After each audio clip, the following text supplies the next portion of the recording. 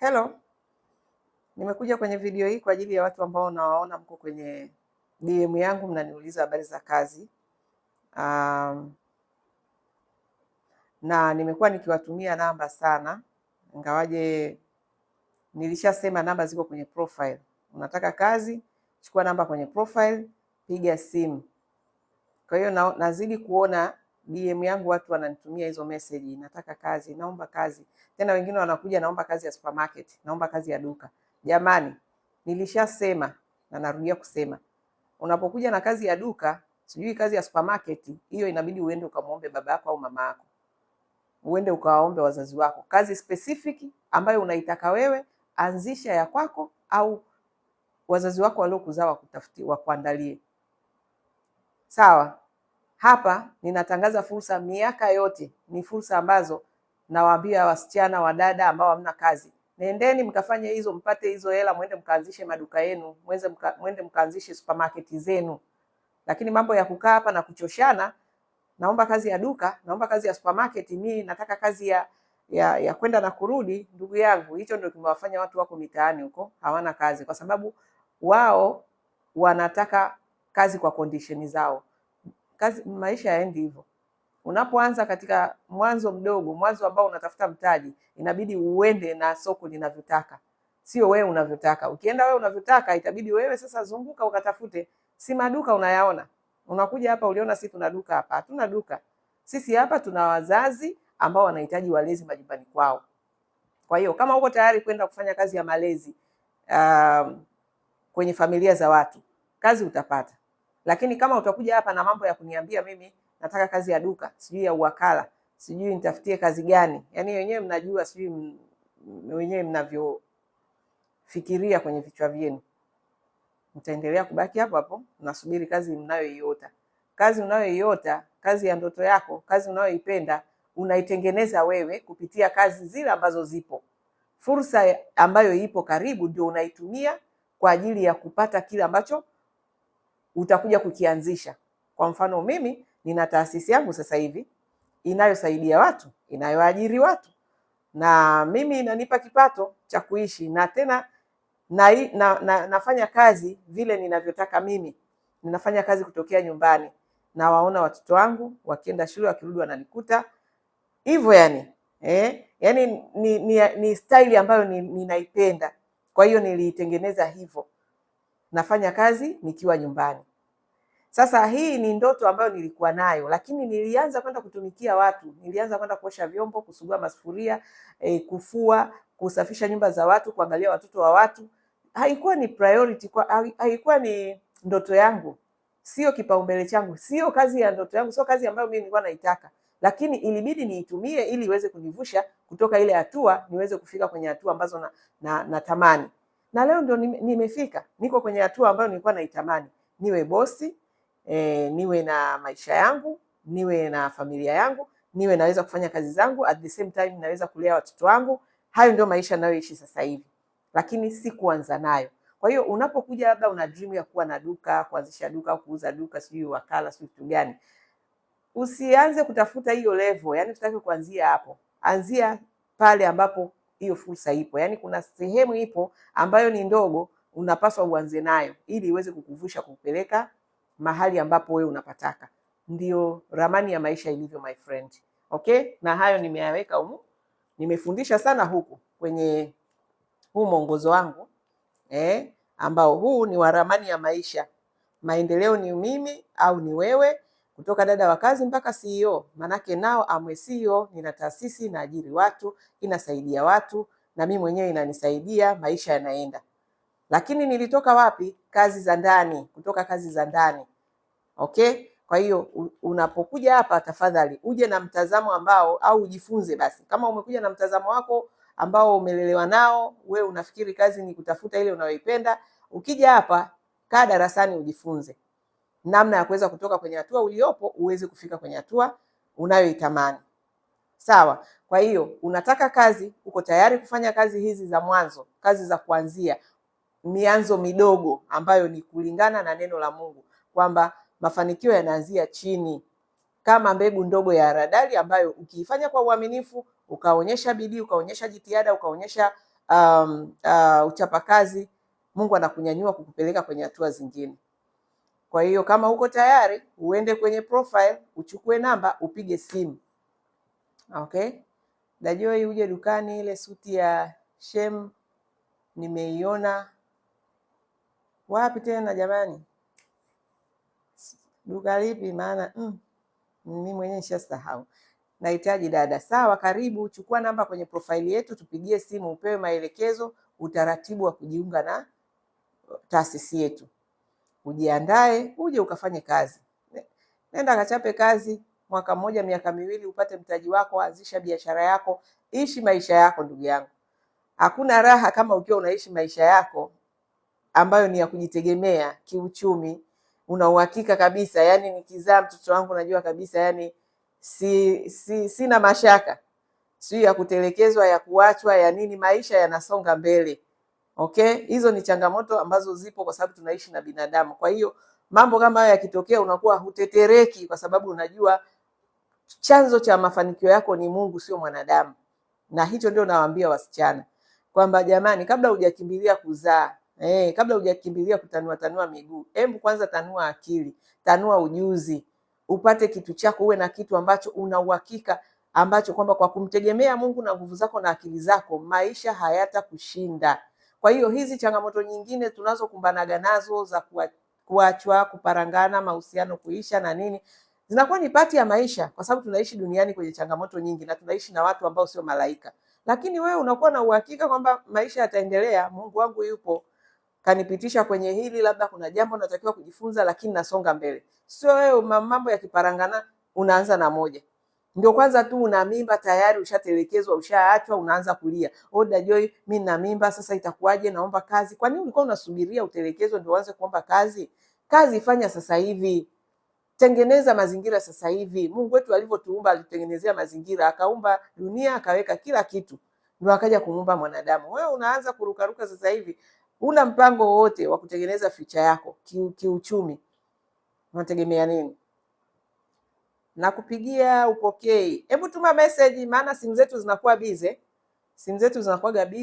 Kwa hiyo ukiona unapiga simu haipokelewi, acha ujumbe, lakini ujumbe ambao unaeleweka straight kwamba nahitaji huduma fulani. Labda mimi nahitaji kazi, watakupigia kukupa maelekezo ya kazi. Labda nahitaji mfanyakazi, watakupigia wakupe maelekezo na utaratibu wa kupata mfanyakazi. Kwa hiyo tuma message, sisi ofisi tutakucheki. Kwa sababu uwaga simu yetu inakuwa bize sana. Kida Manka, mimi sio Manka. Ila Kido. Mimi sio Manka, mimi ni Mbee. Manka ni watoto wa pili, kwa hiyo mimi ni mtoto wa kwanza.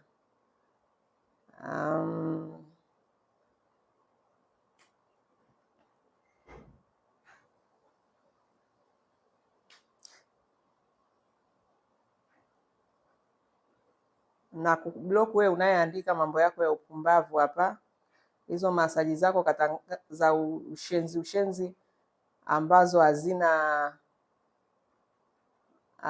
nini, yaani za kishetani. Yaani hizo masaji unazotangaza hapa ni za kishetani kwa kifupi, kitu ambacho hakiendani na misingi ya neno la Mungu. Mimi hapa kwangu siwezi kukipa nafasi. Kwa hiyo nakupiga tu block kama ifuatavyo. Kafie mbali huko. Hizo biashara katangaze kwenye peji zenu huko za ukahaba na uasherati. I hope hiyo block imekubali. Jamani, niwie radhi kidogo, nataka nimblock huyu shetani ambaye yuko hapa akitangaza mambo yake ya shughuli zake za Lucifer. I don't know kama anyway, ngoja kama nitaiona tena. I hope nitakuwa nimeiblock.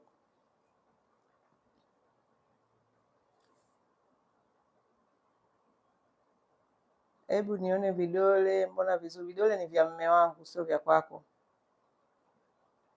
Mume wangu ndio akuniambia nimuonyeshe vidole. We ni Msomali? Hapana, mimi Mchaga. Kuna mabosi wanafanyaje? Wanahitaji mdada wa kwenda kushinda jioni kurudi kwake. hao ni wachache, wanatokea mara moja moja sana. Mabosi wengi wanahitaji watu wa kuishi. Soko letu la Tanzania waajiri 99.9999 wanahitaji wadada wa kuishi. Kwa hiyo hilo soko la kwenda na kurudi nafikiri liko nchi kama za South Africa, Kenya na huko nchi zingine, lakini kwa Tanzania, ndugu yangu, kama unatafuta mtaji, wewe jiandae tu kwenda kuishi kwa mtu. Utapata mtaji wako vizuri kabisa bila stress. Kazi za ndani ni kazi nzuri mno. Unakula, unalala, huna bili, una kodi na unapata hela yako nzuri iliyosimama, iliyonyooka. Yaani ni bonge la kazi, ni bonge la fursa. Yaani kazi za ndani ni bonge la mgodi. Lakini kwa wale ambao yani wale ambao wanaweza kupata huo ufunuo, yani Mungu anaweza akawapa huo mwanga wakaziangalia kwa mtazamo wa fursa. Otherwise utakuwa unatafuta kazi ambazo utalipwa hela ndogo, na hizo bado kuna hizo nauli, kwa sababu kazi ya kwenda na kurudi, imagine mtu anakulipa 1,500,000 unaenda na kurudi, hela si utakuwa unafanyia kazi daladala, hela inaishia barabarani. Kwa hiyo kama unapiga hesabu, yani kama ni mtu ambaye unataka kupiga hatua, sio kuzunguka pale pale. Ukiwa unataka tu uonekane una kazi, unaenda na kurudi mwaka, unaenda na kurudi mwaka, hakuna hatua unayopiga, sawa, chukua hizo kazi za kwenda na kurudi bila kupiga hesabu zako kimaslahi na kulipa.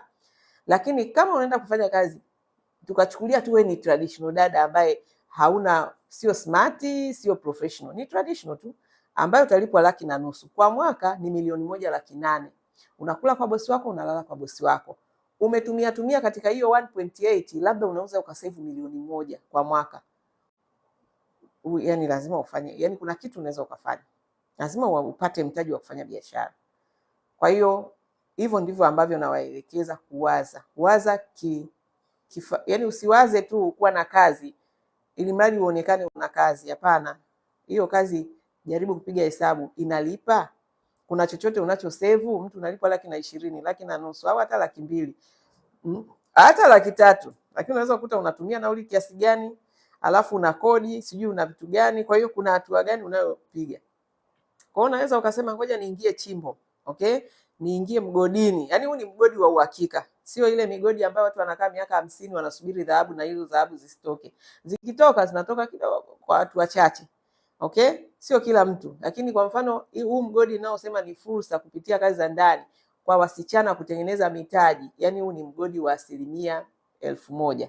Kwa sababu lazima ulipwe hela yako. Huku hakuna kubahatisha. Ukija kufanya kazi, unafunga mkataba wako wa mwaka ukiisha unaangalia umepata kiasi ambacho ulikuwa unahitaji. Kama hujapata unaongeza mkataba. Yaani mikataba 2 3 unatakiwa uwe umemalizana na kazi za ndani. Umemaliza kabisa, unakwenda kuanza biashara yako. Baada ya hapo sasa ni wakati wa kuishi maisha yako, ndugu yangu. Ni wakati wa kuishi maisha yako vile unavyotaka, kama unavyoona Superwoman hapa. Mimi sisikilizi kelele za watesi.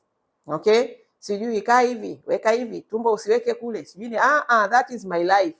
Ni wakati na parangana huko na kazi za ndani, nikijaribu kutafuta namna gani niweze kuja kuwa na uhuru wa kiuchumi, uhuru wa maisha, niishi maisha yangu ninayoyataka, sio watu wanipangie jinsi ya kuishi. Okay? Kwa hiyo hivyo sawa? Nimekujibu wewe. Hakuna mabosi wa kutwa, ndugu yangu. Wale wa kutwa huwa tunashauri kama hata una mtoto, mpeleke kwa bibi yake huko. Mweke kwa bibi yake akae hapo mwaka 1 2, unapata zako mtaji, unaenda kuishi. Watu wengine sijui wakoje. Haya, ni hao watu sijui wakoje, sijui unamaanisha nini? Kwa wewe ambaye umeulizia kazi za kutwa, huaga tunawashauri wadada hapa, na wengi wamefuata ushauri wetu na wameona faida. Mtoto mpeleke kwa bibi yake, kwa ndugu yako, muombe tu akushikie kwa muda wa mwaka, miaka 2, ili ukusanye mtaji. Huo mtaji ukiupata, ukianzisha biashara, yani utaishi comfortable na mtoto wako. Imagine sasa hivi unakaa na mtoto ambaye huwezi kumsaidia, yani huwezi, ya mtoto akiumwa ni kipengele kumpeleka hospitali, huna kipato. Sasa ya kazi gani wakati kuna ndugu ambao wangeweza kukusaidia? Bado Tanzania tunaishi kwa ujamaa sana. Kuna ndugu zetu wengi ambao ukimwombea mtoto wako anaweza kukusaidia. Uende ukafanye kazi, ndani ya mwaka tu ndio mtoto atakumisi na vitu kama hivyo. Lazima hizo ndio gharama zenyewe. Sasa wewe ulishaenda kuzaa mtoto ambaye kumwandalia matokeo yake lazima sasa hivi kuwe na hiyo cost ya kwamba utamwacha uende ukapambane ili uweze kuja sasa kumsaidia vizuri. Kwa hiyo hakuna namna. Huo ndio mara nyingi tunakuaga tunashauri wale ambao wanakuwa na watoto. Subira, jitahidi umlipie hata ada 50,000 kwa awamu, ada usimlipe, msomeshe. Sijaelewa hiyo nani yako. Sisi mna chati hapa. Haya, tumekuelewa. Ila hizo kucha hazitoe sasa. Kwa nini nizitoe kucha zangu? Pumbavu kabisa. Kwa nini wewe unataka kunipangia mimi maisha? Hizo kucha nimekuwekea wewe, zinakuhusu nini? Ziko kwenye vidole vyako. Hayo ndio mambo ya kipumbavu nisiyoyataka. Wewe mbona sikufuatilii? So stop that nonsense. Huwezi kuja hapa kunipangia maisha. Sijui tumbo usifunue, kucha usiweke, sijui kitu gani, taka nyoko. Sipendi huo ujinga wenu. I live my life, nimepambana na maisha yangu ili niweze kuishi ninavyopenda mimi. Sawa? You are here kwa sababu ya fursa zilizopo, lakini sio kuja kunipangia nani wa kuishi naye, nani wa kuolewa naye, niishije, tumbo langu niliwekeje. Acha upumbavu. That is not me. Sawa, wewe umezoea kupangiwa maisha, utapangiwa huko, lakini mimi sipangiwi maisha, napanga maisha yangu mimi. Pumbavu kabisa. Ndio hivyo, hakuna kinyonge hapa. Mchane nao nini? Yes, kaandika hapa upumbavu wake. Kaweke wewe kucha kama unazitamani. Dajoi kwema, mimi naomba kazi kwa ajili ya mdogo wangu ana umri wa miaka 19, anaweza kupata kazi, anakaribishwa. Chukua namba zetu hapo kwenye profile, upige simu, apate maelekezo, taratibu zetu vizuri kwa kina, anakaribishwa. Nakupenda bure, asante na mimi pia nakupenda. Mimi nataka tusambaziane upendo, sio machuki na kupangiana maisha hapa. Jinga nini? Mtoto atakuwa na wa kiume maana mama mkali. Mimi ni mkali siku zote, sio kwa ajili ya mimba. Mimi ni mkali siku zote, upumbavu sipendi, my friend. Sipendi kabisa upumbavu. Kileta ujinga, yani mimi siendekezi kabisa mambo ya kipumbavu. Kwa hiyo wala sio kwa ajili ya mimba. Mimba yangu muiache, mwanangu mumwache. Tena mumwache kabisa, akae atulie. Mwanangu anataka tu babake ashike tumbo lake, tena likiwa sio na nguo hivi. Alishike likiwa halina nguo hivi. Ndio hivyo. Kwa hiyo kaeni kwa kutulia. Wengine najua mmezaa watoto 7, 8, hata hamjawahi kuguswa matumbo. Mna hasira. Usipani kidada, muache apambane na ndio hivyo, akapambania huko na hali yake, asije kuletea stress mimi. Stress zake apeleke huko. Laki ndio mpaka wa kulipwa 70 wapo. Wewe unatangaza biashara yako hapa Ngoja nikutie block, pumbavu na wewe.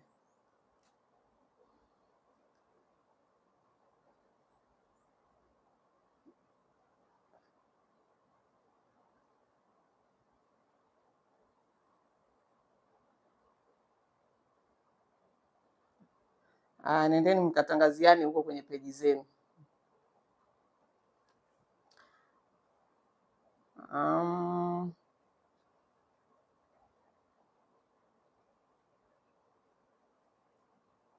Utataka tu. Si umesema utataka tu. Si utataka nini sasa hapo, sijaelewa. Achana nao. Jibu lazima nimjibu mtu anachotakiwa kujibiwa, ndugu yangu. Yaani ukija kwangu nitakurudisha hivyo hivyo, nitakupokea kama ulivyokuja. Hivi Dajoi, Wanawake Live inaendeleaje? Wanawake Live ndio hii hapa. Maendeleo ni mimi kutoka dada wa kazi mpaka CEO. Hii ndio Wanawake Live sasa. Kwa sababu hii imekusanya data zote toka nimezunguka. Wanawake wanauliwa kipumbavu, kijingajinga. Upumbavu tu wa kwenda kukaa unamtegemea jitu binadamu mwenzio, wakati Biblia imesema amelaaniwa amtegemeaye mwanadamu. Matokeo yake mnapigwa. Nimechoka mimi kuzunguka na wanawake wamepigwa, wameuliwa, sijui wamefanyaje. Kwa hiyo nimekuja na hii ramani ili kuwasaidia kuanzia wasichana. Ndio maana hii ramani natamani sana iwafikie vijana mashuleni, especially watoto wa kike. Wajiandae mapema, wajipange. Mungu amewapa uwezo. Mungu ametupa vyeo, sisi wanawake ni wasaidizi. Msaidizi ni mtu mwenye uwezo mkubwa sana. Unaweza kuwa na uwezo, sio unaweza, hali ndivyo ilivyo. Kuna wanawake wengi wana uwezo kuliko hata wanaume. Lakini swala ni kwamba yeye ni msaidizi. Kwa hiyo ukiwa na uwezo kuliko hata mume wako, still wewe ni msaidizi wake. Kwa hiyo hakuna ubaya, hakuna kinachoharibika.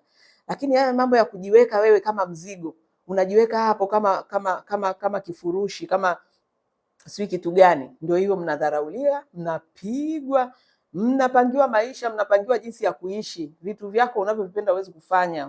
Unaishi kwa mfuko wa mtu, afu unataka kupanga unavyoishi wewe, unavyotaka kuishi wewe. Uliona wapi? Hakuna. Lakini ukiwa umejipanga, umejiandaa, ni mtu mwenye mchango wa kiuchumi, wa kimawazo, wa kimaisha, mtu atakuheshimu kuanzia hobi zako, vitu vyako unavyopenda. Hawezi kukuletea mambo yake ya kipumbavu pumbavu, yani hawezi. Atakuja vile atakavyokukuta na yeye ataenda nawe hivyo hivyo. Lakini akuta ulikuwa tu umekaa unasubiri bwana aje, unaona maisha yako kwa mwanaume ndio itakula kwako. Kwa hiyo this is Wanawake Life Plus. Yani Wanawake Life ndio imekuja sasa kuleta suluhisho ya yale matatizo yote yanayokuwa yanazunguka huko mikoani, vijijini huko, nikionyesha wanawake wanateseka. Upo bibi, upo nyonyo. Haya, kwa hiyo solution hapa ni kwamba haya maarifa yawafikie watoto wetu wa kike sasa hivi, wasianze hao mnaowaita Gen Z. Unaona nguvu yao kubwa ni kutanua miguu. Apate tu mtu ampe iPhone mpya, amejitanua miguu. Kesho kutwa kachakaa, hana nini, hana ujuzi, hajawekeza chochote. Hao ndio wanakuja kuishia kwenye unyanyasaji na mambo mengine kama hao. Lakini kama tutawaandaa kutanua akili na ujuzi, kujenga skills mapema, mtoto wa kike hawezi kuja kubabaishwa. Hawezi. Yaani mtu anakuja kwa discipline, anakuja kwa heshima kwenye maisha yako. Atakuheshimu. Sio kwa sababu unamuomba au unamlazimisha, wala eti wewe ni mjeuri. Yaani automatic, my dear. Ni sawa sawa na wewe ukiamua kuwa tegemezi. Mwanaume hawezi kukulazimisha au yaani hakufanyii ukatili ule wa kulazimishia. Automatic wewe unakuwa ni mnyonge tu. Yaani atakuchiti, unajua, hufanyi chochote, uchukue hatua yoyote. Mimi mtu anichiti, mimi sipo, I'm not there. Kwa sababu lazima, kama mimi nalinda agano na yeye anatakiwa kulinda agano. Halindi, mimi I'm not there, wala sina muda wa kupoteza. I'm out. Dakika 0 sipo. Lakini nini kinakufanya uweze kuwa na hiyo option? Ni pale ambapo utakuwa unaweza kujitegemea. Kwamba jamani, hata Mungu wetu ametuwekea utaratibu. Ukifuata ya kwake ndio anakubariki, ndio anakuwa na wewe. Usipofuata, hata shetani aliondolewa kwa sababu hakufuata ya Mungu. Sasa wewe kwa nini uendelee kufungamana, kuandamana na jitu ambalo linakutesa na kunyanyasa? No. Okay? Kwa hiyo jibu lako ndio hilo. Wanawake Live ndio hii imekuja kivingine. Katika fezi hii tunawafikia watoto, kuwapa knowledge, kuwapa maarifa, wasiende tena blindly kama vipofu kwenye maisha haya, wanasubiri maendeleo kwa wanaume. Maendeleo hayatoki kwa wanaume. Maendeleo yanatoka kwa Mungu. Na Mungu ameshakupa nguvu na uwezo wa kupata utajiri, Biblia inasema. Kwa hiyo tumia nguvu zako, kuwa role model hapo. Mimi nawaambiaga wanawake wa Kristo, tuna mwanamke wa Mithali ya 31. Ni mjasiriamali, soma story yake vizuri, uistadi. Yule ni mama mpambanaji na mume wake alimheshimu. Okay? Nawaambiaga hata Waislamu, yule Bi Hadija, mke wa kwanza wa Muhammad, hakuwa mama wa nyumbani. Hakuwa mama wa nyumbani, alimsaidia Mtume sana. Kwa hiyo ndio ile maana halisi ya mwanamke kuwa msaidizi wa mwanaume. Kwa hiyo tuendeni tukawaandae watoto wetu, tupande mbegu njema ambayo itaota, hawa watoto wasije kupitia manyanyaso na mateso ya kujitakia. Maana hayo ni mateso ya kujitakia. Haya. Utalipwa ndio sasa utafanyaje kazi bila kulipwa? Jamani, nyie unajua wote nitawapiga block huku. Naona sijui mnafanya nini. Kweli mtu akikusikiliza Dajoi, una maneno mazuri sana, unatia moyo sana, Mungu azidi kukubariki. My friend, yani ni kwamba natafuta maarifa. Biblia inasema watu wangu wanaangamizwa kwa kukosa maarifa. Mimi nimegundua hicho, na nimegundua baada ya kutafuta maarifa. Nasoma theolojia.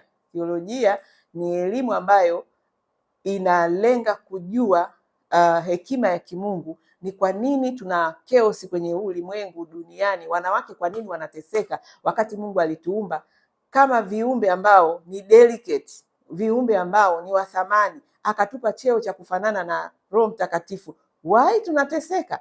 Kwa hiyo baada ya kuingia kuchimba hayo madini, kutafuta maarifa, ndio unaona nafundisha. Mimi sifundishi maneno yangu, nafundisha maneno na yakopa kwenye Biblia. Ni kanuni ambazo ziko kwenye Biblia. Na ndio maana nawaambiaga wasichana wanaokuja hapa, mtanue akili zenu, jifunzeni. Msiishi tu hivyo hivyo kwa uzoefu wa kuosha vyombo tu kila siku. Utaishia hapo hapo, utaendelea kubaki kwenye mzunguko wa umaskini.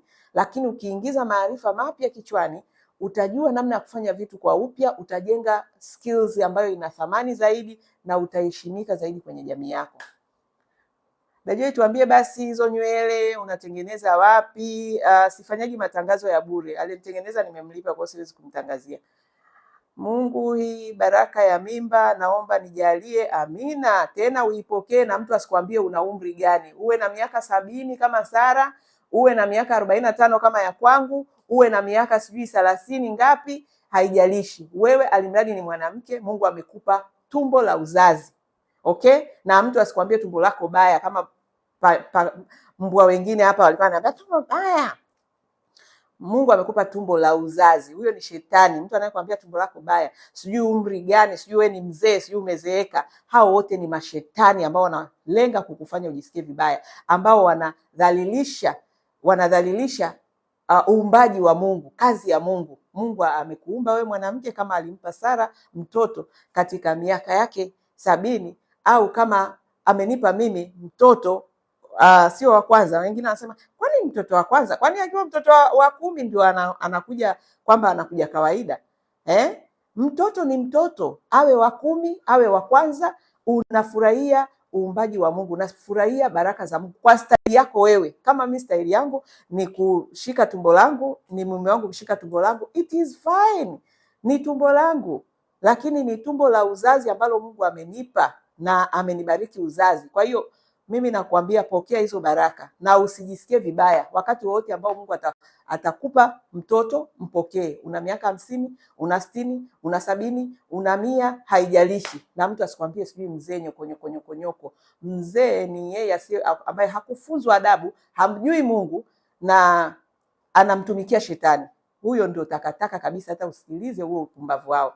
Usisikilize wao, usiingize kwenye kichwa chako. Maana wanawake wengi wamekubali hiyo kitu ya uzee. Kwa hiyo yani mtu hawezi kujipenda, hawezi kufurahia maisha, hawezi kunini kisa eti ni mzee. Mzee ndio takataka gani? Uzee kauweka Mungu. Na ni uzee ni baraka. Okay? Kwa hiyo mtu asikutukanie eti umri wako. Huo ni upumbavu wa namna gani? Huo ni ushetani. Usikubali. Usikubali shetani aje acheze na wewe. Shetani mimi anichezei kwa sababu namjua. Kwa hiyo yani mtu akifungua mdomo wake tu, komenti yako ni umefungua mdomo kwa sababu wewe ndio umeyatoa moyoni mwako. Na ndio maana Yesu alisema shida ni kimtokacho mtu, sio kimwingiacho mtu. Kinachomtoka mtu ndio tatizo. Kwa hiyo unapo type unatoa yale yaliyoko moyoni mwako. Kwa hiyo yakija ambayo najua yanaenda mlengo wa shetani, yani mimi unisumbui hata siku moja. Haunisumbui.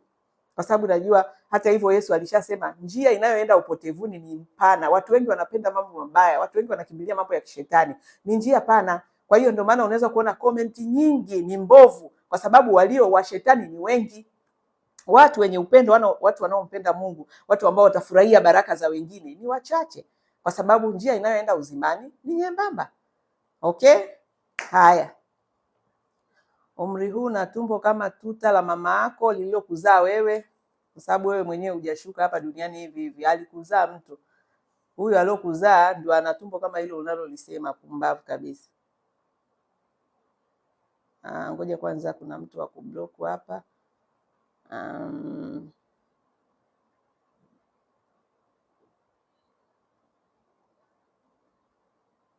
Wewe unayeuza sijui nini zako za X kauzie kwenye peji zingine huko, pumbavu. Shapiga block. Nakupenda Joyce. Upendo ndio Mungu bwana. Mungu ni upendo, tupendane. Kama mimi umenipa moyo sana, kumbe vinawezekana. Muamini Mungu. Wewe usiamini binadamu. Mungu anaweza kila kitu. Umeacha tumbo wazi huko. Yes, kwani la kwako la kwangu? Kwani tumbo ni kitu gani? Kitu gani cha ajabu? Wewe hujawahi kuona matumbo ambayo yako wazi? Hebu acha ushamba. Maneno mazuri sana Mama Lincoln. Wewe mpaka unayemjua Lincoln kiboko. Haya, mimi nashukuru. Ndio kazi yangu kuwapa watu maneno ya kuwatia moyo na sio kuwakatisha tamaa na kuwapa maneno mabaya. Mungu hajatutuma, tumetumwa kuhubiri habari njema. Habari njema ni mambo yenye kumtia mtu moyo, kumjenga mtu, kumuinua mtu, na sio kumwambia mtu vitu vya kumfanya ajisikie vibaya. Mzee umezeeka, ili zee. Babu yako na bibi yako sio wazee. Wewe mwenyewe huzeeki. Mjinga nini wewe? Dada Joyce unajibu wajinga achana nao. Hapana, wajinga lazima tuwajibu ndugu yangu. Hiyo biashara kusema achana nao hiyo. Lazima wajue nafasi yao. Yaani lazima wajue mimi ninavyowaona. Kwa hiyo wao wanavyoniona na mimi na namna ninavyowaona. Na mimi nawaona kwa lenzi ya kibibilia kabisa. kwamba wanaleta mambo ya kishetani na mimi siwezi kuwapa hiyo nafasi. Najua tu kwamba ni shetani. Kwa hiyo ukiongelea huko ujue kabisa wewe ni shetani, una nafasi kwangu, umeshindwa kwa jina la Yesu. Na Joyce, bado una darasa la wadada? Yes, tunaendelea. Mbona kila siku tunaweka content za wadada. Mimba imekupenda mimba imenipenda, inamfanya mume ndio nini za hivi, inamfanya mume ndio inamsumbua, sijaelewa, ila mimba imenipenda. Okay, thank you. Ni kweli kabisa. Haya, watu wame muwengi huyu mama, sijui watu wamefanyaje, umeandika wamemuwengi huyu mama, sijui kakosea nini. Nikosee nini? Walimwengu kwani wanakosaga maneno? Walimwengu hawatakagi mambo mazuri, wanatakaga mabaya. Wanataki mazuri. Imagine wameona nina mimba, mume wangu anacheza na tumbo la mtoto wake, anachezea mtoto wake tumbo la mwanaye. Mi mwenyewe kama mama nafurahia baraka za Mungu kunipa uzazi tena. Watu wanachukia. Huo si ushetani huo? Wewe unaona hao ni wazima?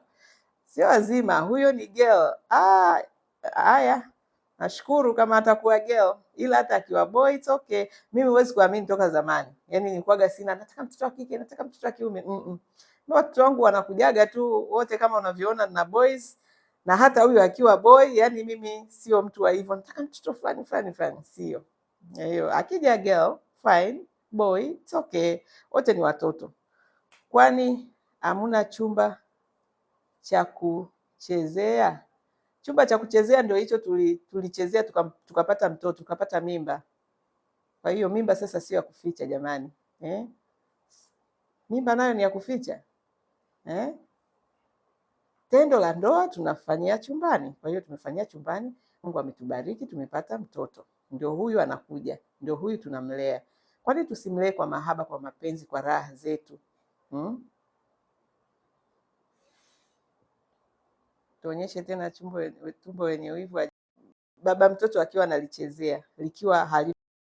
Kwa hiyo bado safari ni ndefu, hizo mtaziona sana, kwa sababu hicho ndio kitu changu. Kama wale wanawake wanaopenda udongo, mi udongo wangu ni mume wangu akae pembeni yangu achezee tumbo langu hivi likiwa lenyewe bila nguo. Okay, kwa hiyo hizo content zitakuwepo tu za kutosha. Kwa hiyo kama una makasiriko, ndugu yangu, wewe jipange tu, labda block page yangu, platform zangu, ukae mbali.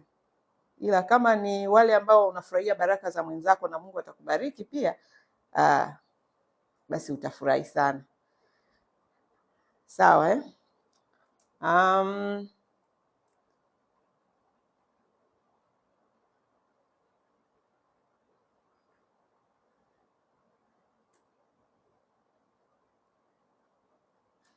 Kumbe ukiwa na miaka zaidi ya 40 unaweza kuzaa. Wewe utakuwa ni wa wapi na umeandika katoto ka Yesu? Ina maana hujui Sara alizaa na miaka mingapi? Someni Biblia, hakuna stori mpya duniani. Stori zote zilishaandikwa. Biblia ni reflection ya maisha ya mwanadamu. Kwa hiyo kuna waliozaa mapema, kuna waliozaa late. Okay? Sasa wewe ukisema ni katoto ka Yesu alafu hujui kama Sara alizaa akiwa na miaka mingi sana, katika uzee wake Mungu akambariki. Sasa wewe mtoto wa Yesu gani usisoma Biblia? Skini ni nzuri. Okay, asante. Hawasemi anawafundisha. Asante kwa kumwelewesha. Siwasemi nawafundisha. Thank you. Umezeeka sasa. Okay, kwa hiyo kama nimezeeka, what is the big deal hapo? Ndio hao wapumbavu ambao unawazungumza hapa. Kwa hiyo kama nimezeeka kuna kitu gani cha ajabu? Kwa hiyo kama nimezeeka nisipumue, nisiishi, nijinyonge, nife, nisifurahi, yaani kama nimezeeka, so what? Cha upumbavu. Ondoa usaha huko kichwani. Una umri gani Dajoy? Na miaka 45. Kuzeeka afe, sijaelewa. Ana maboys wewe adabu kweli. Ana maboys wenye adabu kweli. Oh, thank you. Nimefurahi sana kupata hiyo comment. Nina boys 2 wenye adabu. Wewe utakuwa ni mtu ambaye umefika kwangu, umekutana na watoto wangu. Ndio maana napenda sana ulezi, napenda kulea. Nashangaa sana mtu ambaye anazaa watoto anawatupa huko. Mi napenda kulea, na in fact hiyo ndio kazi ambayo Mungu ametupa hapa. Unapozaa watoto unapaswa kuwalea, kuwaandaa ili na wao waweze kuja kuendeleza kizazi. Kwa hiyo nimependa sana na boys ambao ni jitihada za kuwalea. Ndio maana mimi katika structure yangu nilisema sipeleki watoto wangu boarding. Watoto wangu nitaishi nao, wataenda day, wakirudi na wafundisha vitu vingine ambavyo havihusiani na mambo ya shule. Huku nitawafundisha mambo ya kumjua Mungu, nitawafundisha maadili, nitawafundisha kazi, biashara. Sasa hivi wakirudi wanaingia ofisini, wanaona jinsi tunavyofanya kazi. Hivyo eventually mtoto akikua mpaka anakuja kumaliza shule hizo, na nawaambia msije mkaanza kulia na serikali hamna ajira. You have to find out matatizo gani yako kwenye jamii uyatatue.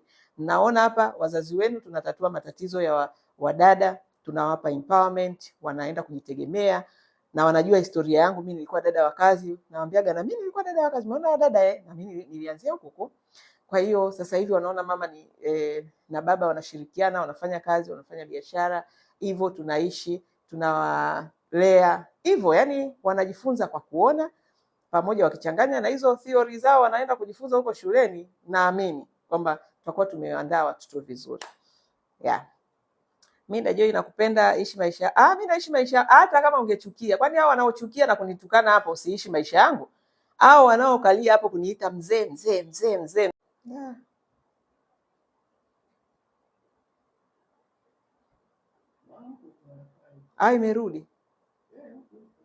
Imerudi ili sijui ilipozi. Eti mzee, ila Watanzania wapumbavu kabisa. Mimi huwa siwaendekezi. Yaani hao ni wachawi, ni mashetani mwaga. Nikishaona tu mtu anaanza mdomo wake mchafu, wewe mzee, sijui kitu gani. Yaani mradi tu akufanye ujisikie vibaya. Mimi nasijua tu ni shetani unipati. Mimi niko kwenye mwanga. Niko kwenye light. Mimi ni nuru ya ulimwengu. Mimi ni chumvi ya ulimwengu.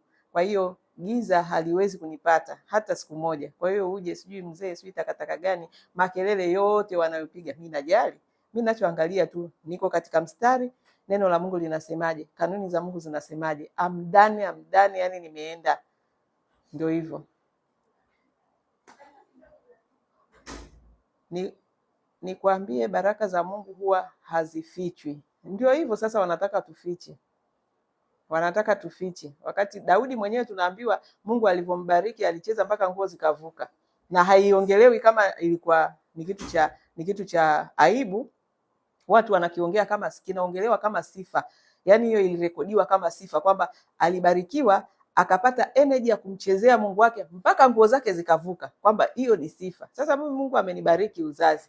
Kwa hiyo kwa nini nisifurahie, nisisherekee, nisicelebrate kwa namna ambayo yani mimi yani kwa namna ambavyo Mungu amenigusa. Wewe unakuja hapa unataka kunipangia. Sherekea hivi, jifiche, ficha hicho, ficha hichi, usionyeshe hichi. Yani jinga yenu huko. Joyce Kiria ni mmoja tu katika dunia hii. Sio Tanzania, dunia hii. Kwa hiyo ambavyo ukuviona kwa bibi yako, kwa sababu ulisha kariri mabibi umeona bibi zako, sijui babu zako, sijui wapi mtaani, umeshaona mabibi jinsi wanavyozeeka na jinsi wanavyoishi na jinsi wanavyojikataa na jinsi wanavyokuwa wanyonge na jinsi wanavyokata tamaa. That's not me. Yaani mimi hivi ninavyoenda nikizeeka ndio nakuwa wa moto zaidi. Upo. Kwa hiyo mimi msiniletee ujinga wenu kabisa.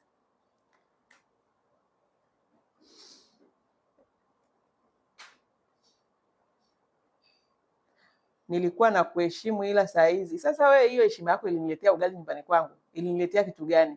Nilikuwa na kuheshimu na hao wapumbavu wengine. Nilikuwa na kuheshimu sijui. Sasa heshima yako imewahi kunilipia ada mtoto? Imewahi kuniletea chakula? Imewahi kunisaidia nini?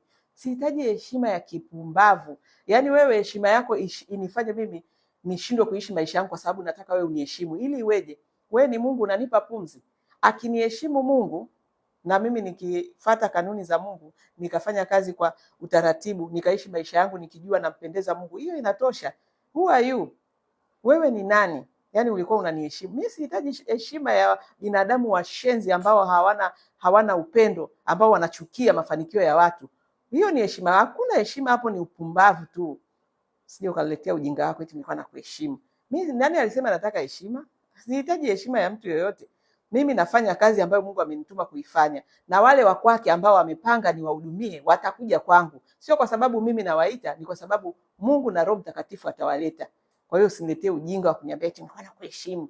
Kwanza niheshimu, heshimu mama yako na baba yako huko. Niheshimu mimi, unanijua mimi?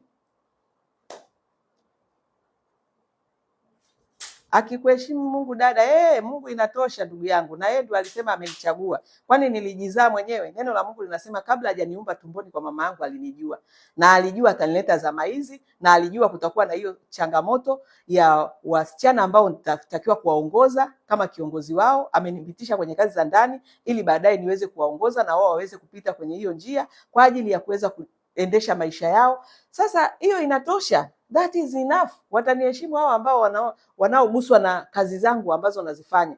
Kuna familia ambazo wanapata wadada wazuri kupitia mimi, hao wataniheshimu. Hasa wewe unataka uniheshimu? Mimi na sihitaji kuheshimiwa na kila mtu, wala sikuja hapa kwa sababu ya kutafuta heshima. Nimekuja hapa kwa ajili ya kutimiza mapenzi ya Mungu kwenye maisha yangu. Niko hapa kwa ajili ya kuelimisha wanawake, kuwanyanyua kielimu, wamjue Mungu na wafanye kazi, wasitegemee wanadamu, kwa sababu hicho ndio kitu Mungu amekikataza kwenye neno lake. Period. Wewe unataka kuja kuniheshimu ili iweje? Hiyo heshima yako itanisaidia nini? Hebu niacheni. Nataka nikuoe, nishaolewa alafu wanaume wengine bana. Yaani wanaume bana akishakuona na mimba ndio anajifanya anakuja na maneno yake ya kishenzi. Wewe unioni mimi ni mke wa mtu? Najua nakubali sana, Mungu akutunze, amina. Watu ni wajuaji, ujuaji wao watapeleka huko huko, kwangu wamegonga mwamba ndugu yangu. Mimi ujuaji wao haunishtui. Mimi alimradi najua, namjua Mungu na najua kwa nini Mungu ameniweka hapa, inatosha. Hao mambo yao wengine, ujinga wao watapeleka huko huko. Amtegemeaye mwanadamu amelaaniwa. Ndio kabisa. Komeni kupangia watu maisha. Wakome wakomae. Mimi nitawakomesha. Kama walizoea kupangia wengine, kwangu mimi hawanipangii. Waliongea ujinga wao, kucha zangu. Huu ni mwaka wangapi sasa hivi naweka hizi kucha? Wakome kabisa, mimi sipangiwi, mimi napanga. Maisha yangu nayapanga mwenyewe. Nitakachoamua kukifanya nitakifanya kwa sababu zangu mimi, sio kwa sababu ya kuwafurahisha wanadamu. Mimi siishi kufurahisha binadamu. Wachambe kabisa, ndio hivyo. Na wapa makavu live, kwani mimi nina longolongo? Mimi sina longolongo kabisa. Siko hapa kutafuta sifa, siko hapa kubembeleza mtu, siko hapa kutafuta heshima za kipumbavu. Hizo heshima zenu hizo asizihitaji. Za kunipangia maisha jinsi ya kuishi ili uniheshimu. Mtu anayenipenda ataniheshimu kwa mapenzi yangu, kwa mahaba yangu, kwa vitu vyangu ninavyovipenda, alimradi simuumizi. Hakuna chochote ambacho nakifanya kinachomuumiza mtu. So why? Kwa nini uanze kuniambia nilikuwa nakuheshimu sasa hivi nyokonyoko? Wewe ambaye kwanza na huyu dada unafanya makosa, kwani mwambie kwenye kipindi huo ni ukorofi. Watajua wenyewe huko wana makasiriko yao. Acha makasiriko, na sina makasiriko ndugu yangu, nyewe ndio mna makasiriko. Mimi na makasiriko? Mliniona lini na makasiriko? Hapa na wajibu mnavyokuja. Sina makasiriko na yeyote. Ila wewe ukiniletea makasiriko yako na kurudisha kama ulivyokuja. Na kufurahia sasa dada yangu, Mungu akupe maisha marefu, amina. Ya kwao yamewashinda, najua yamewashindwa haswa. Wakiona mimi na mpenzi wangu na mume wangu tunaishi vizuri, huko kwao hajawahi kubusiwa, hajawahi kushikwa mkono, amewahi kuzaa, tumbo lake halijawahi kuguswa na mume wake, anachukia, ananiletea mimi hasira zake. Mimi ndio nilikwambia ukachague mwanaume ambaye hajui mahaba, hajui mapenzi. Wewe ulikuwa unataka hela, uliolewa na hela. Kwa hiyo hizo hela zikushike, basi zishike hizo tumbo. Kwa hiyo mnikome kabisa, komeni. Au wametumwa, watajua wenyewe. Watarudisha majibu. Kama walitumwa, watarudisha hayo majibu nilowapa. Mimi nakupenda dada, najifunza namna ya kuishi, amina. Hiyo ndo kazi yangu. Kazi yangu ni kuwafundisha maisha, namna ya kwenda kwenye maisha, na mtu asikubabaishe. Mtu asikupelekeshe na asikudanganye kwamba wewe ni mbaya, sijui wewe ni mzee, sijui una nini. Yaani mtu asikwambie chochote. Biblia inasema Mungu amekuumba kwa jinsi ya ajabu na ya kutisha. Inatosha. Yaani wewe tafsiri yako kuhusu wewe itoe kwenye neno la Mungu. Nimeumbwa kwa jinsi ya ajabu na ya kutisha. Period. Yaani Mungu ameshakuumba wewe kama mtu mkamilifu, mtu mwema, mtu mzuri, haijalishi ukoje. Mtu asije akakwambia sijui una miguu mibaya, una sijui nini mbaya, sijui una makalio, sijui tumbo baya, sijui wewe mzee ushazeeka. Hizo zote ni shetani. Yaani mkemee na ukae naye mbali. Usikubali kuingiza hicho kitu kichwani kwako. Kwamba eti mimi mzee, mimi mbaya, sijui na shepu mbaya, sijui nini. Yaani wanawake wana vitu vingi ambavyo washajazwa na hizi na hawa takataka ambao wana kazi ya kuambia wenzao ni wabaya, ni wanini, yani kuwafanya watu wajisikie vibaya. Usikubali huo mtego, usikubali. Utaishi maisha ambayo huna furaha nayo, huna amani nayo, wakati Mungu amekupa uwezo wa kuishi duniani, amekupa mamlaka ya kutawala dunia. Sasa unatawalaje dunia kama watu watakuja wakurushie tu maneno kidogo na wewe mwenyewe unaanza kuishi nayo? Mimi mzee, DM yangu imejaa wanawake wananiambia, yani Dajoi, mimi na miaka 33 lakini kwa shakata tamaa. Kwa hiyo sasa hivi yani umenipa moyo sana. Naangalia na wasikitikia. Miaka 33 unakata tamaa kwa binadamu kukwambia wewe eti ni mzee? Kwani huo uzee si Mungu kauweka? Haya, wana makasiriko sana, wanayo, watakufa nayo na yani ni hivi mpaka wajinyonge, mpaka wafe, labda wabadilike. Yesu anawapenda. Wakibadilika wakawa na upendo, wata relax na watajifunza, lakini kama wanaendelea na makasiriko watakasirika mpaka wafe, yani mpaka wafe kabisa, wanywe sumu wafe. Okay, role model wetu. Haya, asante. Wewe mjamzito, kwani wewe ulitoka wapi? Hata mama yako alikuwa mjamzito. Watesi wanateseka na bado mpaka wafe, yani mimi ninaenda nao sambamba mpaka wakate roho. Haya jamani, nitataka tu kumalizia. Hapana, sio nywele zangu hizi, ni nani, ni extension, sio nywele zangu. Yani maisha yao, alafu wanakuwa hawana uhuru nayo, eti watu watanionaje? Ndio huo ujinga wao, watu watanionaje? Mimi naangalia tu Mungu ananionaje, nimemaliza. Watu wananionaje inahusu kila mtu. Kaja hapa duniani kwa wakati wake, ana assignment yake, aifanye, amalize, aende, akarudi kwa Mungu akatoe hesabu huko. Unakuja kuniambia mimi watu wananionaje? Wewe mwenyewe una mambo yako mangapi unaofanya huko? Umesuka wapi? Nitakwambia huko DM. Mimi sitangazii watu biashara ambao hawajanilipa. Haya, naomba kazi Dajoi, kazi tunazo hizi za nyumbani. Kwa hiyo akikuelewa Mungu inatosha, ndio hivyo. Yaani ukiishi hivyo utaishi kwa amani sana. Watesi watahangaika na wewe mpaka watakoma, mpaka watakufa wao. Kwa hiyo wewe ndugu yangu, yaani mimi nilipogundua jibu tu ni Mungu. Akikupenda Mungu inatosha, na yeye ndiye aliyokuchagua. Neno linasema sio nyie mlionichagua, ni mimi niliyewachagua. Kwa hiyo Mungu amenichagua, niko duniani. Na niko duniani kuna vitu kaniwekea ambavyo anataka nivifanye. Kwa hiyo assignment ninazofanya, najua hii assignment inatoka kwa Mungu. Then nije nijali kiumbe tu kimekuja hapa, akijitambua, akijielewa, hana muda wa kufuatilia assignment yake ambayo Mungu alimpa, ana muda wa kufuatilia maisha yangu. Atafuatilia mpaka akate roho. Pongezi nyingi. Mbona aibu una we mzee? Acha kutuwekea tumbo nje.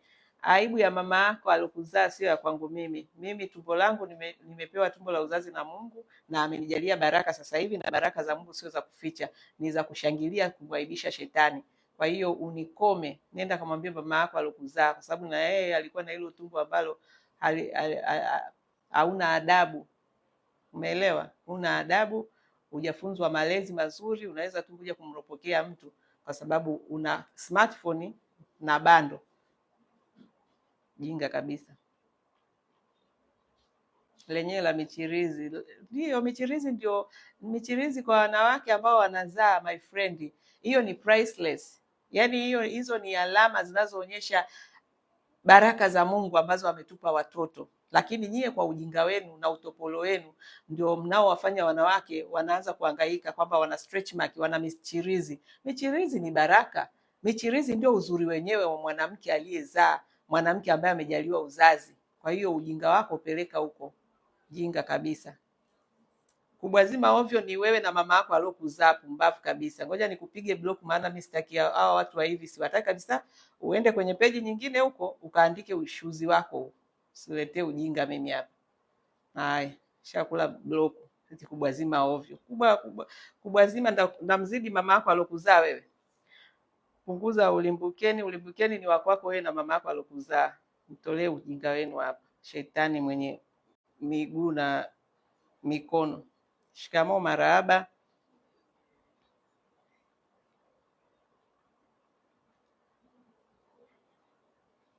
Hakuna kuachana nao, ni kuwabamiza hivyo hivyo. Ovyo ni yeye asiyejitambua, asiyejielewa. Ovyo nitakuwa mie? Ovyo ni wewe usiyejielewa. Jinga kabisa. Mmekuzwa huko na malezi ya kipumbavu, msiofundishwa adabu, kuheshimu watu. Unakuja kuingilia maisha yangu, nataka kunipangia maisha. Ndio wazazi wako walivyokufundisha uje hapa ufundishe watu maisha, jinsi ya kuishi. We love you. Okay, love you too. Najifungua nauliza, najifungua? Ushajifungua? Jamani, nijifungue leo? Bado, safari ni ndefu kidogo. Pole. Maisha haya, maisha ni mapambano maisha ni mapambano, kwa hiyo ni kupambana. Hakuna cha pole ndugu yangu, ni kupambana. Shetani akija akataka kukufanya wewe ujione una thamani, unatakiwa upambane naye, umuonyeshe unamjua, unajua mbinu zake za kipumbavu.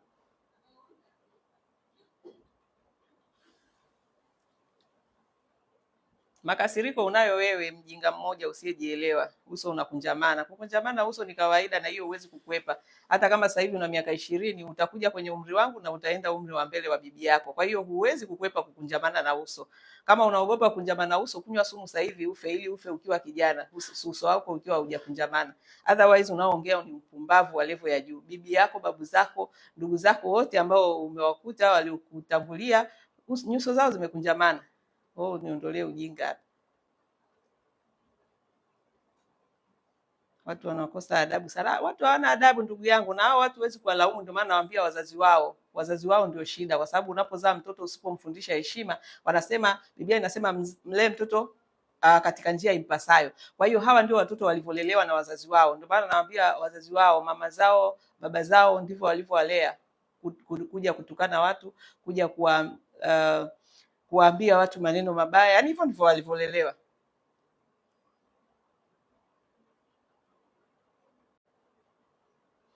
Eti ulivyo mzee na sasa unafanya vitu vya vibinti. Vitu vya vibinti ndio vitu gani? Huo ndio ujinga wenu. Mnaofikiria vitu vya vibinti. Hakuna vitu vya vibinti. Yaani Mungu akisha kuumba wewe, aidha ni mwanamke ni mwanaume, hakuna vitu vya vibinti.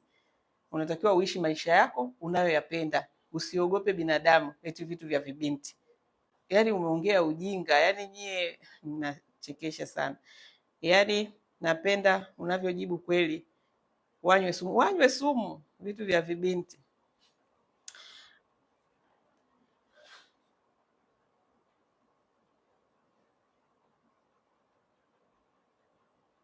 Mumeo anafanana na kiboko ya wachawi. So kwa hiyo what's a big deal? Huyo ndio mume wangu ninayempenda, nimemchagua, nampenda sana.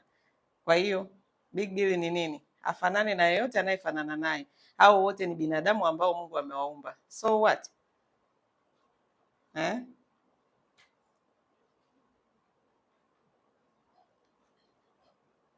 Wewe wa kutuwekea litumbo nje. Kwa hiyo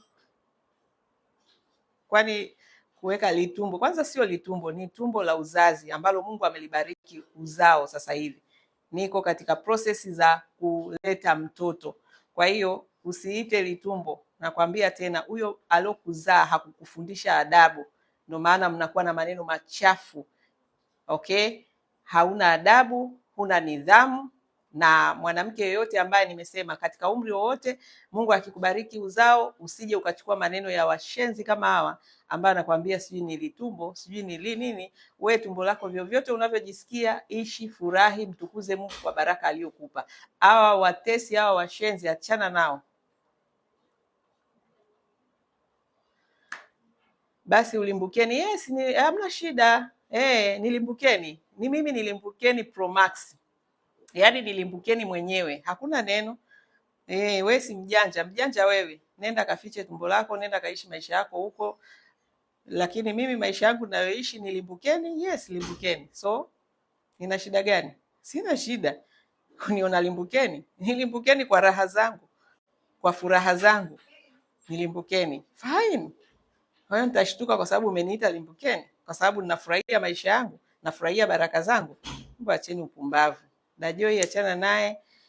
Sasa hivi namsubiri ni block. Nilikuwa nataka nimpe kwanza vidonge vyake, wajue kabisa siwaogopi, na hao maneno yao ya kishenzi shenzi ni kwa sababu wana tabia chafu, ni watu walie.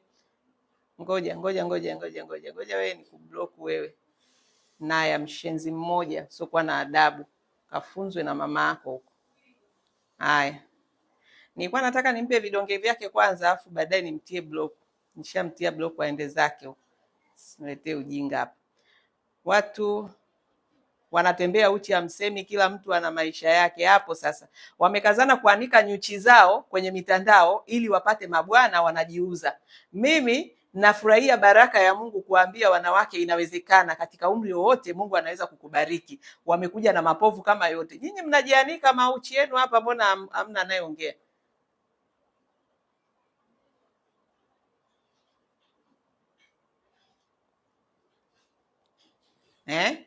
Mimi tumbo langu ni kwa ajili ya kumtukuza Mungu.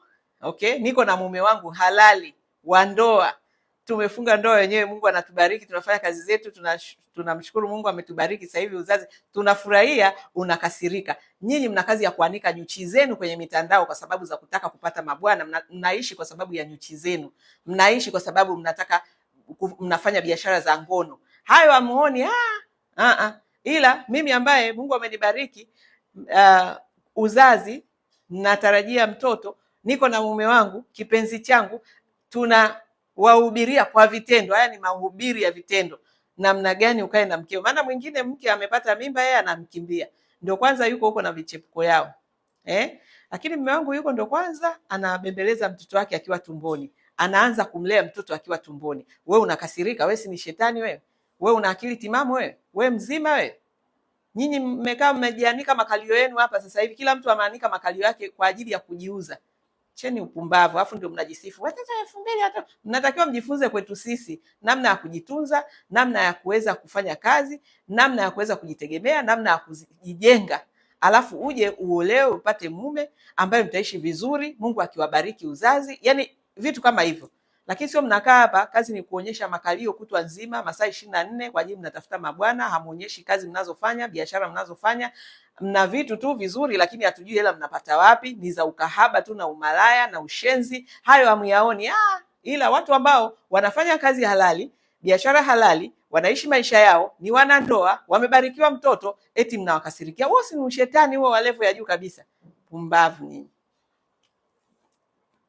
Haya, kwaherini.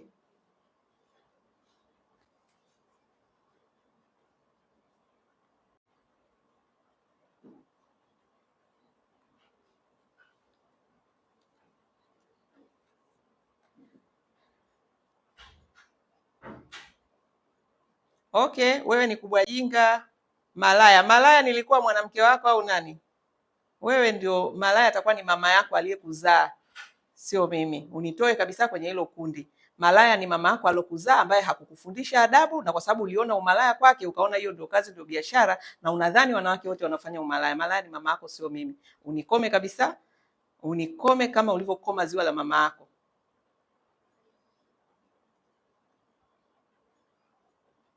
Yaani ana hasira. Kuna mtu kasema au ni mke mwenzio. Wapi sasa? Mke mwenzangu kwa nani? Maana mimi sina michezo hiyo kabisa. Hiyo michezo sina. Mke mwenzangu ana hasira, atakuwa tu anatamani maisha yangu, maskini ya Mungu. Anatamani aidha mahusiano yetu, maana kuna watu wengi wanatamani mahusiano yetu, kwa sababu tunamshukuru Mungu. Sisi mahusiano yetu ni mahusiano yaliyomtanguliza Mungu, ni mahusiano ya tunapendana, tunaelewana, tunashirikiana katika kila kitu. Kwa hiyo inawezekana hicho kitu anakitamani lakini hana, kwa hiyo anaishia kuumia na anaishia kutukana. Ukiambia ukweli gani? Huwezi kuniambia ukweli. Ukweli gani unaoniambia hapa? Nimekwambia malaya ni mama yako. Atakuwa wewe mama yako alikuwa anafanya shughuli za umalaya na akakuzaa wewe, na wewe umekuwa katika yale mazingira, kwa sababu unamlea mtoto jinsi atakavyokuwa ni jinsi alivyolelewa. Mtoto hawezi kuongea vitu. Watoto wanazaliwa ni malaika, hawana chochote wanachokijua. Wewe kama unaweza kupata ujasiri wa kumuita mtu malaya ambaye humjui, utakuwa malaya ni mama yako, kwa unafikiri wanawake wote ni malaya. Kwa hiyo ile kwamba mlee mtoto katika njia impasayo, naye hata iacha mpaka atakapokuwa mzee. Jamani, Biblia haijawahi kuongopa. Ukiona watoto ambao hawana adabu, wanatukana watu, hawana heshima, ujue ndivyo walivyolelewa na wazazi wao. Ndio maana mimi nawaambia makosa sio ya kwako, makosa ni ya wazazi wako. Ingawaje wewe ukiamua unamrudia Yesu, unamrudia Mungu, anakupa Roho Mtakatifu, unaanza kuwa mtu mwema. So unakuwa shetani, unakuwa unatukana watu ambao huwajui. na kuwaita majina ambayo sio. Okay, hivyo acheni tabia mbaya. Huyo anayo shida zake. Sijaelewa.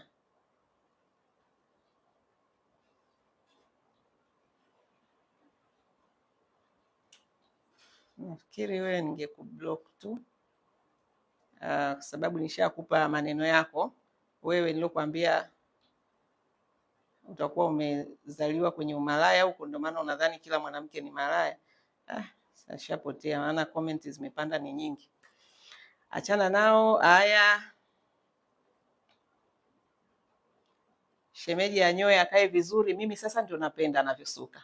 Kwa hiyo mkome jamani, umkome mume wangu, anavyosuka ndio napenda. Wewe kama unapenda wakwako ananyoa kipara inatosha. Huyo wakwako ambaye ananyoa kipara, ananyoa panki, anafanyaje, akinyoa mumeo inatosha. Kwa hiyo msimuingilie mume wangu please. Mume wangu anasuka na mimi napenda anavyosuka. Chochote anachokifanya napenda. Kwa hiyo naomba umkome mume wangu tafadhali. Usitupangie maisha. Sisi hatupangiwi maisha. Maisha yetu tunapanga wenyewe kama tulivyoelewana, tulivyokutana, utuache. Sawa eh? Haya.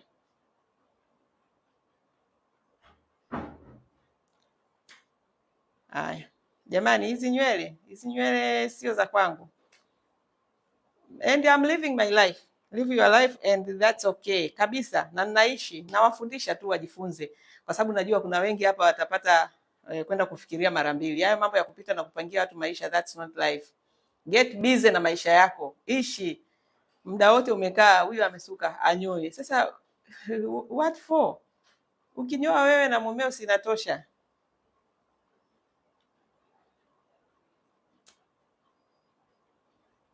Anadaiwa kodi huyo, ndio maana analeta makasiriko. Aje afanye kazi za ndani huku, tuna hela ambazo lazima ufanye kazi halali. Lakini kama anadaiwa kodi, ndugu yangu, una hela una nini, njoo kafanye kazi upate mtaji. Ukipata hela, ukianza kuwa na maisha yako, unaacha kukasirikia maisha ya watu wengine. Mbona anatuwekea nyonyo nje? Yaani jamani, na hiyo nayo ni big deal. Nayo ni issue. Umewekaje nywele? Jamani, hizi nywele naona zimeshakuwa, hajaona katoboa masikio, nyie mmeona kusuka tu, yani na kila kitu. Lakini hilo ndo chaguo langu. Yani utamu ndio huo, kwamba chaguo langu ndio yeye, chaka langu ndio yeye. Ametoboa masikio, ndio napenda. Akiweka vile viereni vyake, yani nasikia raha. Akisuka nasikia raha, ananukia. Yani msafi. Yani napenda wanaume wasafi, napenda wanaume wanaojijali. Sasa mume wangu yani ndio the best of the best. Yani katika wanaume wanaojijali ni balaa. Mume wangu nampenda kwa hivyo. Yani ana mambo yake kwenye maeneo mengine. Ni mwanaume anayemjua Mungu kiroho, ni mwanaume mwenye hofu ya Mungu, na mtu ambaye anamheshimu Mungu, anampenda Mungu, ni mtu ambaye hawezi kukuumiza, hawezi kukufanyia kitu kibaya. Kwa hiyo nampenda kwa sifa ya kwanza, ni mtu ambaye ana hofu ya Mungu. Sifa ya pili, ana akili. He's very smart. My husband nampenda sana kwenye akili. Yani akili ndio balaa kabisa. Okay? Then namba 3, kwenye mwili wake, jinsi anavyotunza mwili wake. Mama. Yani akisuka mimi hoi, akinyoa hoi, akivaa hereni hoi. Yani kila kitu. Wanaomjua waliopita karibu yake ni ananukia kama sijui kama kitu gani. Mimi yani hivyo. Kwa hiyo ni wakwangu. We una wakwako huko, hangaika naye, pambana naye. Unataka anyoe kipara, afanyeje, hangaika na wakwako. Wajoisikiria, muache joisikiria, kwa sababu mwenyewe namweza, mwenyewe namuelewa. Upo nyonyo? Haya, mwache umbea. Mume wangu niachieni.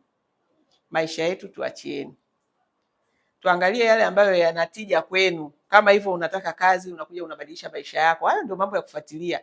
Unataka mfanyakazi wa nyumbani ambaye akija kwako atakuboreshea maisha yako, hayo yanatija kwako. Lakini maisha yangu, nywele za mume wangu, hereni za mume wangu, tumbo langu la uzazi analichezea mume wangu, hayo yanawahusu nini? Haya ni mambo yetu. Hiyo ni dunia yetu. Hizo ni furaha zetu. Jamani, wewe unayeulizia nywele unifuate DM. Unifuate DM jamani, nimesema hii ni business siwezi kupromote tu mtu hivi hivi. Ya? Mmoja mmoja tena, sio wote. Haya. Wape hao, nishawapa sana. Mie tena. Mimi sina kona ndugu yangu. Yaani mimi ukija na kupokea kama unavyokuja.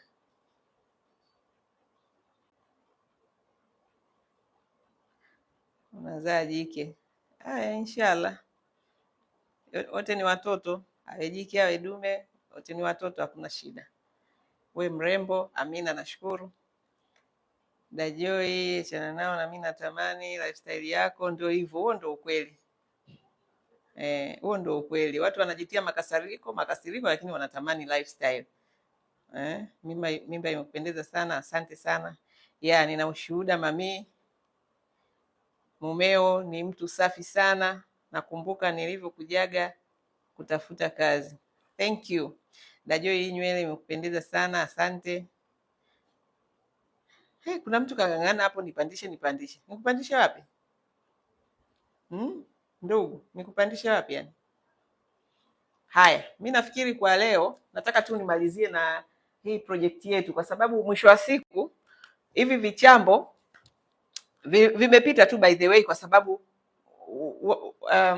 watesi wana makasiriko sana. Okay, kwa hiyo na mimi nilikuwa najaribu kuwapa majibu ambayo yanaendana na yale ambayo mnakuja nayo, lakini kwenye hii video kilichonileta ni wale ambao mnaulizia vitu vyenye tija. Vitu vyenye tija ni vitu ambavyo vinalenga kukuboreshea maisha yako.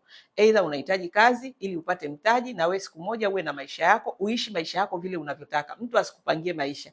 Na kama kweli unataka mtu asikupangie maisha, hakikisha unamtegemea Mungu na nguvu zako na akili zako, unafanya kazi halali, unajenga ujuzi ambao utakusaidia ufanye kazi upate kipato, ili sasa uweze kuishi maisha unayoyataka. Na mtu asikuambie hata siku moja, sijui sasa hivi unatakiwa ufanye hivi, unatakiwa ufanye vile, umri huu kuna hiki unatakiwa kufanya, kuna hiki unatakiwa kufanya. Ndugu yangu, angalia neno linasemaje, kanuni za Mungu zinasemaje. Umemaliza. Sijui binadamu wanasemaje, watakutesa. Ukiwaendekeza sijui unaangalia nani atasemaje, utakufa kabla ya muda wako. Kwa hiyo cha muhimu, maneno ya binadamu unaziba masikio, unasikiliza neno la Mungu linasemaje. Mungu ameshasema wewe amekuumba kwa jinsi ya ajabu na ya kutisha, na hajawahi kusema kwamba ukizeeka unakuwa mbaya au uwezi kuzaa ukiwa na umri fulani, hakuna. Kwa hiyo unamtukuza Mungu, mtegemee Mungu, nafanya kazi, wekeza sana kwenye ujuzi. Wekeza sana kwenye ujuzi. Wanawake, acha kuwekeza kwa wanaume. Maisha hayo ya kuwekeza kwa wanaume hayalipi hata siku moja. Wekeza kwenye ujuzi. Tafuta maarifa, jenga ujuzi, tafuta ujuzi. Huo ujuzi utakusaidia uweze kufanya biashara, uweze kupata kipato na uweze kujitegemea. Mwanaume anayekuja kwenye maisha yako akute na wewe una principle, una kanuni, una misimamo yako ambayo unaisimamia. Sio mtu akupelekeshe tu anavyotaka, unakuwa kama mzigo. Wewe uwe ni mtu mwenye tija. Yaani mwanaume akija anajua huyu ni msaidizi, sio mzigo. Huu ni mkono wangu wa pili. Maanake katika hizo changamoto za maisha anajua pia nina mtu ambaye yani ataweza kusapoti haya maono ya familia. Ukiwa hivyo utaishi vizuri, utaishi kwa raha, utaishi kwa amani. Hakuna mtu chochote cha kukubabaisha.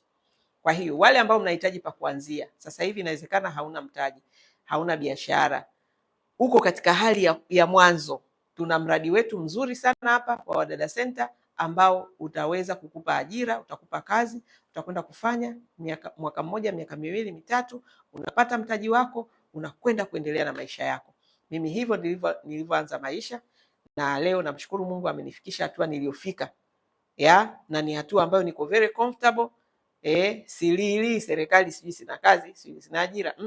Namshukuru Mungu na yeye kwa kuwa tunafanya huduma ambayo tunaamini ni ya kimungu, kwamba ni kusudi la Mungu kunileta majira haya, kwanza kunipitisha kwenye kazi za ndani, na kipindi hiki kuna crisis kubwa ya hawa wafanyakazi wa ndani. Sio tu kwamba hawapatikani, lakini hata wale wachache waliopo wana shida za kimaadili, wana shida za utendaji kazi. Kwa hiyo Mungu akanipa wito wa kuleta hayo mapinduzi ya sekta ya kazi za ndani, ni watrain wadada, ni wafundishe wadada waweze kuifanya hii kazi kana kwamba wanamfanyia Mungu, kama neno la Mungu linavyosema kwamba enyi watumishi, mfanyeni hii kazi kwa mabwana zenu kama vile mnamfanyia nani? Bwana. Yani kama unamfanyia Mungu. Maana yake pale pale kwenye ile kazi ndogo, uwe mwaminifu, uwe mwadilifu, uwe mchapakazi. Hizo ndio sifa ambazo Mungu anaziangalia kabla hajakutoa hatua unayoanza ili kwenda kwenye hatua nyingine. Sasa huo ndio wito wangu, na ndio maana nimekwenda kujiendeleza ili niweze kufanya vizuri. Nasoma sasa hivi, niko kwenye PhD, nafanya research ya PhD yangu ya theology ya kuhakikisha kwamba tunavunja mnyororo wa umaskini kwa wanawake, lakini kwa kuzingatia zile ethic za kimungu, maadili ya kimungu katika kazi. Hivyo and then maisha yanaenda. Kwa hiyo kama unahitaji uje, tuna mwongozo pia mzuri tuliouandaa ambao huu ni utafiti wetu wa miaka 15 ya mradi wa Wadada Center, mambo ambayo mabosi wanayahitaji. Kwa hiyo dada yote ambayo unafanya hizi kazi au unataka kufanya hizi kazi, ukipata huu mwongozo unaweza kukusaidia sana, lakini sio tu kwenye hizi kazi, kazi yoyote, kwa sababu hapa inadili sana na issue za kuwa professional katika kazi yoyote. Maana sisi Watanzania tunapenda kufanya kazi kimazoea, kukuoneonewa huruma na udokozi, hatuna uaminifu, yani mavitu ya ajabu ajabu ambayo ndio yanatufanya tunaendelea kuwa kwenye cycle ya umaskini. Lakini kwenye haya mafundisho huku, kwa sababu yamejikita sana kithiolojia, yani biashara na kithiolojia, ambayo inaingiza huko hayo maadili niliyosema ya kimungu, then pale ulipo, popote pale ulipo, lazima utanyanyuka. Yani hiyo ni kanuni. Kanuni huwa haibadiliki. Uwe ni kwenye kazi za ndani, uwe ni kwenye biashara ya mtu yoyote ile, utanyanyuka kama utafatisha haya tuliyoyaweka humu. Kwa hiyo kwa wale ambao watahitaji, basi mtawasiliana na sisi kupitia namba zetu za simu ambazo ziko kwenye profile hapo, ili sasa muweze either kupata mwongozo au kuja kujoin kwenye mradi wetu wa Wadada Center. Hiyo ndio agenda ya muhimu yenye kubadilisha maisha ambayo mimi naweza kusema live ya leo ndio nilikuwa nimekuja kwa ajili hiyo. Hayo mengine yaliyoingilia hapo ni mambo ambayo shetani anajaribu kuleta distraction, lakini lazima umuonyeshe wewe na kujua. Wewe shetani na kujua sura yako, najua hili ni giza na hili giza mimi ni nuru. Giza halijawahi kushinda nuru. Hayo yaliyokuwa yanaendelea kwenye hii video ni shetani alikuwa anajaribu kushindana na Mungu, kwamba giza linashindana na nuru. Hata siku moja halijawahi kushinda. Kwa hiyo giza haliwezi kunishinda, na siku zote nuru itabaki kuwa nuru. Kwa hiyo niwatakie mchana mwema, tukutane tena kwenye content zetu nyingine. Mwe na amani ya Bwana.